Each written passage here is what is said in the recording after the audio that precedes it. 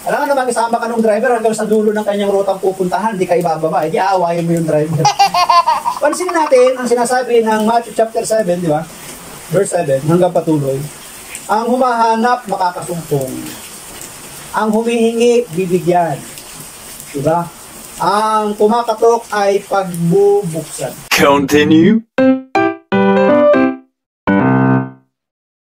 Awit 143 verse 1, Pakinggan mo, O Panginoon, ang aking dalangin, iyong dinggin ang aking mga daing. Sa iyong katapatan, ako'y iyong sagutin. Alam naman natin na tayo lahat ay may panalangin ngayon na ang bagyo ay umalis sa ating bansa. Mahalaga, tayo po ay buhay pa din at nakakagawang tumingala at dumalangin, humingi ng tulong sa ating Panginoon, kagaya ng ating pagbasa sa awit 143 verse 1. Pakinggan mo, O Panginoon, ang ating dalangin, lahat nating panalangin na maging maayos na ang sitwasyon sa ating kinakaharap na bagyo. Tinapos ng isang preacher ang sermon niya sa pagsasabi, kung sino mang nandito ang gusto ng tulong upang makilala ang Diyos at ipanalangin ko, itaas ang kamay. So nagtanong siya sa kanyang audience. Pagkatapos magsermon ng isang pastor, kinausap niya, hinarap niya yung kanyang mga kapwa mananampalataya na kanyang nasasakupan.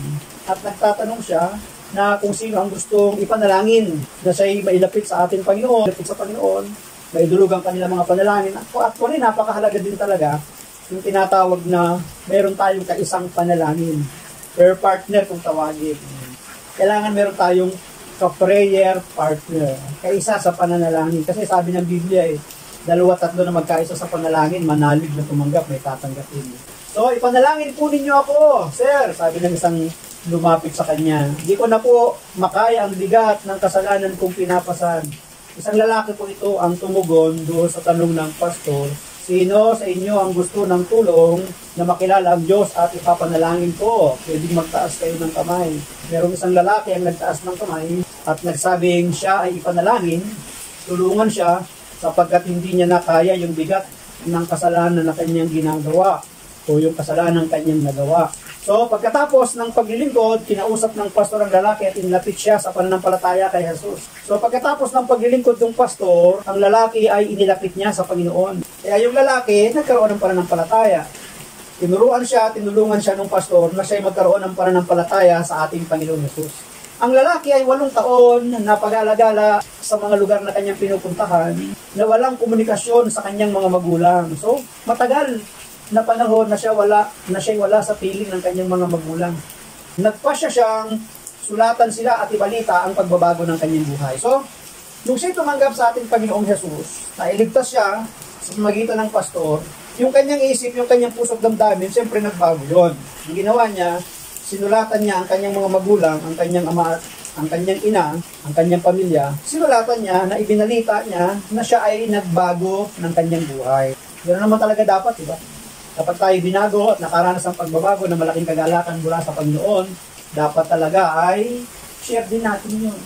Pagkaraan ng ilang araw, tumanggap ng sagot mula sa ina. Yun. Ang anak na matagal nang walang komunikasyon sa kanila. Mahal kong anak, maaaring tinanggap mo si Jesucristo sa oras na pumanaw ang iyong ama. Matagal na siyang may sakit at noong araw na iyon, naging balisang-balisa siya, pabaling-baling sa kama, umiiyak at sumasamo. Panginoon, iligtas mo po ang kawawa kong anak na naligaw.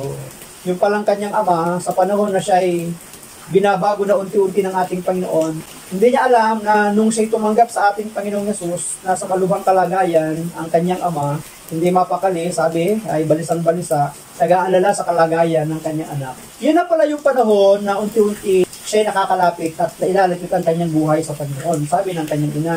Ang sabi ng kanyang ama sa panalangin, Panginoon, iligtas mo po ang kawawa kong anak na naligaw. Tingnan po niya, panalangin ng isang ama sa kanyang anak. Ano ang sabi sa ating binasa sa awit 143 verse 1, Pakinggan mo, O Panginoon, ang aking dalangin. Iyong dinggin ang aking mga daing, sa iyong katapatan, ako'y iyong sagutin. Totoo naman na ang Diyos sumasagot sa panalangin ng mga taong nagsusumamo at humihingi ng awa at habag sa Kanya. Totoo naman At ang Diyos ay sumasagot sa bawat pagdaing ng kanyang mga anak. Di ba? Sabi ng ina, tiyak ko na isa sa mga dahilan kung bakit naging Kristiyano ka ay ang walang humpay na pananalangin niya sa Diyos para sa iyo.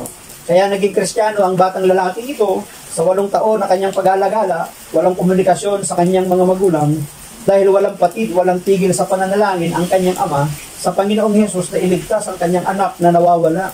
Ang kanyang anak ay inihihingi niya ng tawad na naway iligtas sapagkat siya ay naligaw. Kaya ang sabi ng ina, tiyak ko na isa sa mga dahilan kung bakit naging Kristiyano ka ay ang walang humpay na pananalangin niya sa Diyos para sa iyo. Ang walang humpay na pananalangin ng ama sa kanyang anak na naligaw ang siyang naging dahilan ng kanyang pagiging Kristiyano. Yun ang sabi ng kanyang ina. Kaya kayo pong mga magulang, ama, ina na naririto ngayon sa kabilang live nito, sa kabilang screen ng ating live. Huwag nating pagsawaang ipanalangin ng ating mga mahal sa buhay. Maaring hindi mo pa nakikita yung resulta ng kanilang pagbabago, yung resulta ng iyong panalangin. Huwag kang titigil. Di ba, meron nga tayong isang santo, ang tagal na panahon na ipinanalangin ng kanyang ina na magbago ang kanyang anak. Di ko lang matandaan kung si San Agustin ba yun. Alibughang anak di ba?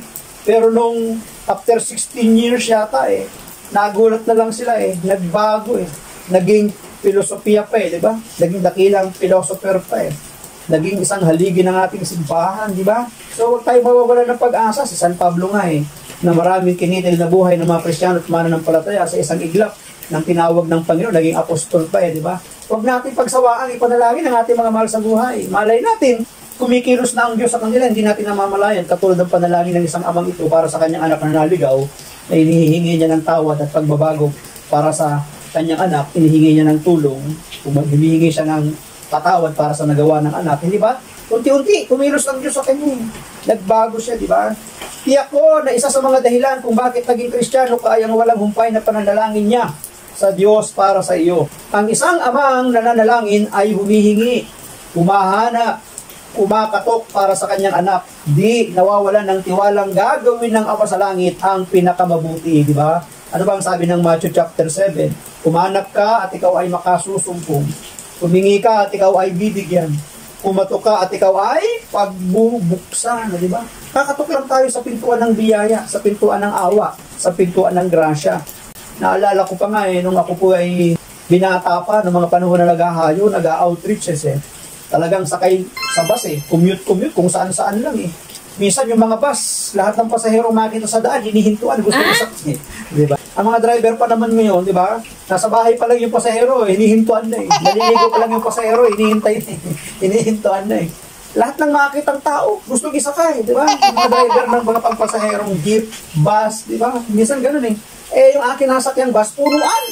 Papuntang Alabang, galing ako dito sa Caloocan. Mga ordinaryong bus pa noon Ngayon yata, bihira na ordinaryong bus puro aircon di ba? So, siksikan. Talagang pag bumabiyahe ka, talagang punuan. Madalas pag ako sumasakay ng bus, kapag ordinary, hindi ako pumipwesto sa gitna, palaging sa hulihan Pag maluwag naman sa harapan na po. Palagi madalas sa likuran. Pag mga punuan. So, lahat ng pasahero pinaatras ng konduktor. So, nasiksik sa dulo, sa likod ng bus. Sabi nung dalawang pasahero nakatayo na babae, bira naman, bakit naman kasi punong-puno itong bus? Sabi niya, paano na tayo bababa nito? Sabi niya, sobrang siksik na. Hindi na tayo makakadaan dito. Masyado nang siniksik yung bus. Pero, kapag ikaw ay bababa na, pag kumatok ka dun sa bus, tara, sabay katok, hihinto yung bus, di ba? Pag huminto yung bus, kahit nasa hulihan kang upuan, dahil alam na mga kapwa mo pasahero na ikaw ay bababa, magbibigay sila ng daan para ikaw ay makababa. At yung bus, hindi aalis yun hanggat hindi ka nakakababa. Ama, hindi. Di ba? Pag pumatok ka, pag pumara ka sa bus, hihinto yung bus, hihinto ng driver yung bus, yung mga pasahero nakaharang doon sa aisle, sa gitna, magbibigay sa iyo ng daan para ka makababa. Hindi aalis yung bus hanggat hindi ka nakakababa. Pagkatok, ganun din. Pag pumatok tayo, pag bubuksan tayo, magbibigay ng daan ang Panginoon sa buhay natin. At hindi siya aalis hanggat hindi na ibibigay yung ating kailangan at yung ating mga panalangin sa Panginoon, di ba? Alam nga naman, isama ka ng driver hanggang sa dulo ng kanyang rutang pupuntahan, hindi ka ibababa, hindi aawayin mo yung driver. Pansin natin ang sinasabi ng Matthew chapter 7, di ba? Verse 7, hanggang patuloy. Ang humahanap, makakasumpong. Ang humihingi, bibigyan. Di ba? Ang kumakatok ay pagbubuksan. Kagaya ng atin pong binabasa, ang isang amang nananalangin ay humihingi, humahanap, kumakatok para sa kanyang anak At hindi siya nawala ng tiwalang gagawin ng Ama sa langit ang pinakamabuti. At tinugon siya sapagkat ang kanyang anak, tinipon ng Diyos ang kanyang puso para siya'y makakilala sa kanya sa pamamagitan ng pastor na nagkataon na nandun naman siya. At nagtanong ang pastor, sino sa inyo ang gustong ipanalangin ko at siya'y mailapit sa ating Panginoon? At sa kanyang pagtataas ng kamay, siya'y pinaglingkod. Kaya nga, tayo magpasalamat sa Diyos para sa amang tapat na di nadalanginan ng kanyang mga anak. Ano po yun? Magpasalamat tayo sa Diyos na ating amang tapat, na ating pong dinadalanginan, ng ating mga panalangin na pagbibigyan sa ating buhay. At hindi tayo kanyang mahihindihan. Salamat, Panginoon, sa mga amang tapat. Ayan. Tuwing na sa iyo, anak ay inihaabilin, may pag-aalaala at malasakit sa kanilang anak, iyak mapapabuti sila dahil sa kanyang pananalangin. Bilang pagtatapos sa ating pong live na ito, short live lang naman. Ang amang nananalangin ay naglalarawan ng pag-ibig ng ating Ama sa langit. Dito po sa ating pagbasa, yung pananalangin ng Ama para sa kanyang anak na iligtas at patawarin ng ating Diyos sapagkat siya'y naligaw. Sakto naman na siya'y nandun sa isang fellowship, sa isang service, at nang siya'y mailapit sa tulong ng isang pastor na makakilala sa Panginoon, yun yung time ng pagbabago. At sinasabi ng kanyang ina, yun na marahil yung panahon na ang kanyang amay balisang-balisa, bago malagutan ng hininga, ang kanyang panalangin, ang panalangin ng kanyang ama ay tinugon, sapagkat ang kanyang anak ay nagbago at nakapagbalik loob sa ating Panginoon. Kaya nga dapat ipagpasalamat natin palagi ang mga amang nananalangin para sa kanilang anak. Ang amang nananalangin ay naglalarawan ng pag-ibig ng ating Ama sa langit. Totoo yun. Ang Ama natin sa langit, ang ibig niya, tayo ay hindi maligaw. So, ang amang nananalangin sa ating pagbasa ay paglalarawan ng Ama natin sa langit.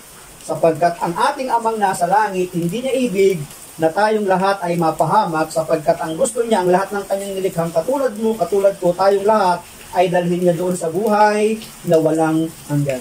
Napag-uusapan na rin lang naman natin ang ating pag-uusap, ang ating paglalive nito tungkol sa panalangin. Pagkaisahan din natin na walang masyadong mapahamak at maperwisyo itong bagyong papalabas sa ating bansa. Wala naman imposible sa Panginoon eh. Ang humahanap makakasumpong, ang humihingi bibigyan, ang kumakatok ay pagbubuksan. Pangako yan ng ating Panginoon, pangako yan ng ating Diyos, at paniwalaan natin palagi. Maraming salamat! Thank you, God, for everything.